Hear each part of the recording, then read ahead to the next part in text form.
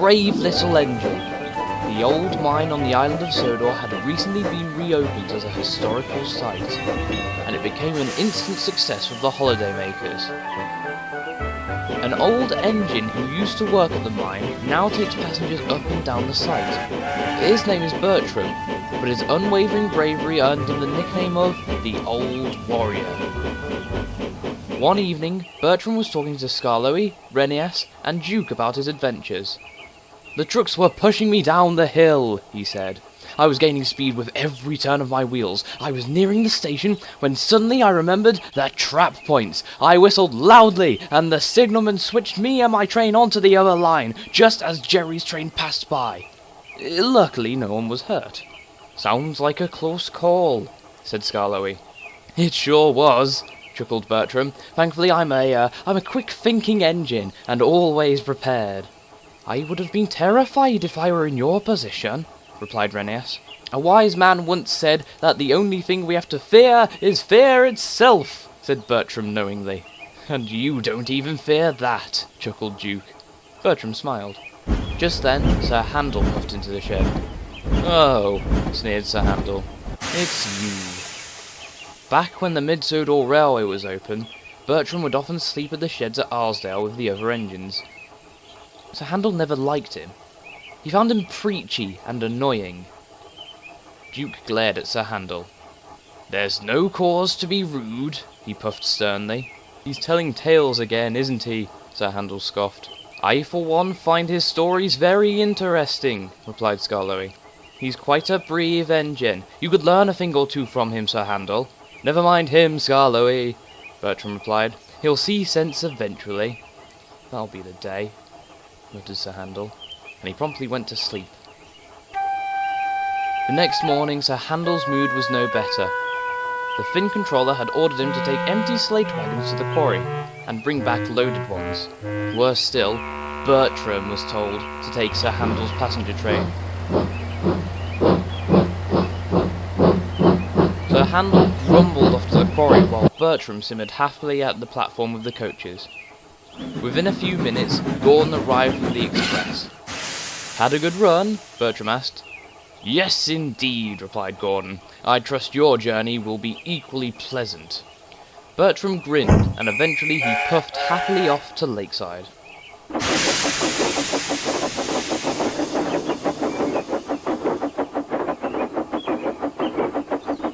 Bertram was enjoying himself. "It feels great to really stretch my wheels," he thought. Soon he arrived at the station by the lake. His crew got out to buy tea and cakes from the refreshment lady, and Bertram rested happily in the sun. Just then, Sir Handel steamed by with his train of slate trucks. He glared at Bertram and said nothing. Instead of feeling upset, Bertram chuckled to himself knowingly. Later that day, Sir Handel was idling in the sheds at the goods yard. Just then, some naughty boys snuck onto the property when no one was looking. "Shh," one of them whispered. "You'll wake him up."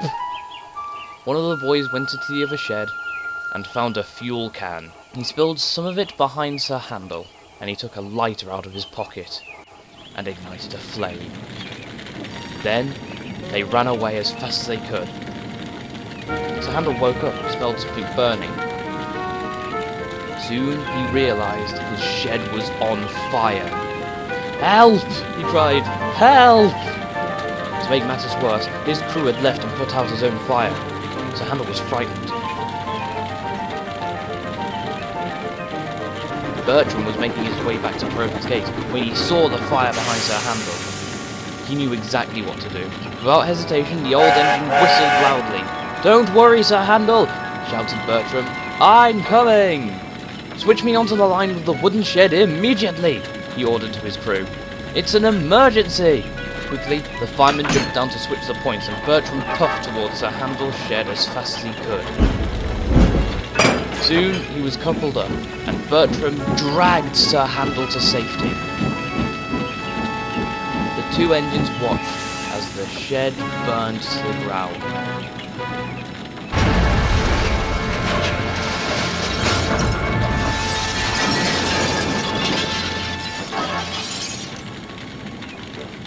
Sir Sir Handel was relieved. You saved my life, he said in amazement.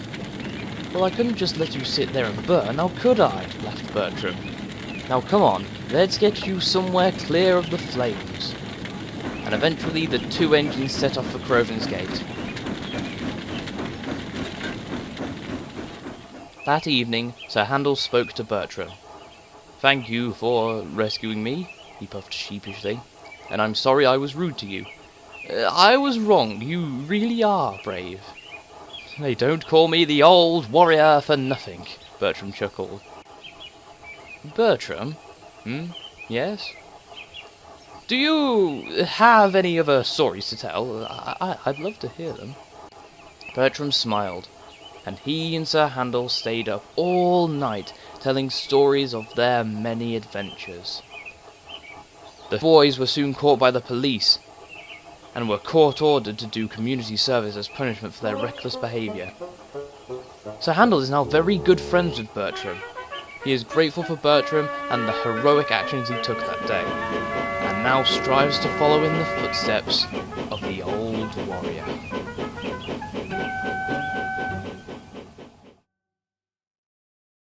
Right, Dan's gonna kill me when he finds out about my Bertram voice, because it's basically going to be an imitation of his. So I apologise, Dan, I apologise, Enterprising Engines 93. Here we go. A wise men. Sure, K. Anyways. Caught something in my throat. Whoops. Okay. He's telling tales again, isn't he? Yeah, no, that sounds too me.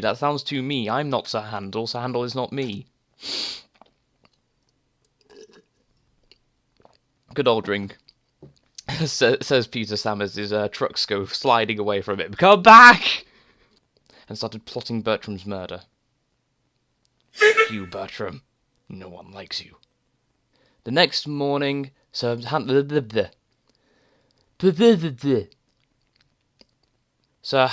grumbled off to the quarry while Sir Handel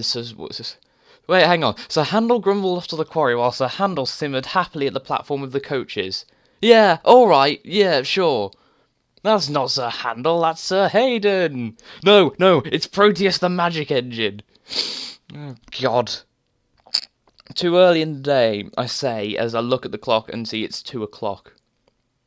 It's too early at 2 in the afternoon. Tiny little narrow gauge piece of shit.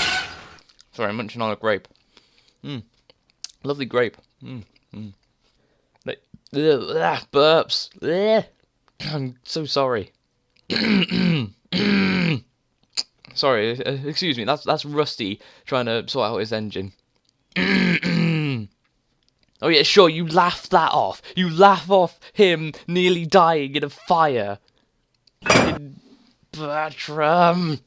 Now, come on. Let's get you somewhere clear of the frames. Clear of the frames, yeah, sure. Clear of the window frames that are attacking the island of Sodor. It's Thomas's worst nightmare. Bertram. It's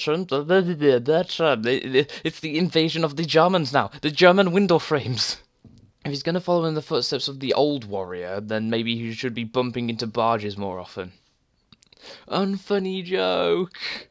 And if you include this in the bloopers, I will rip off your face. No, I won't.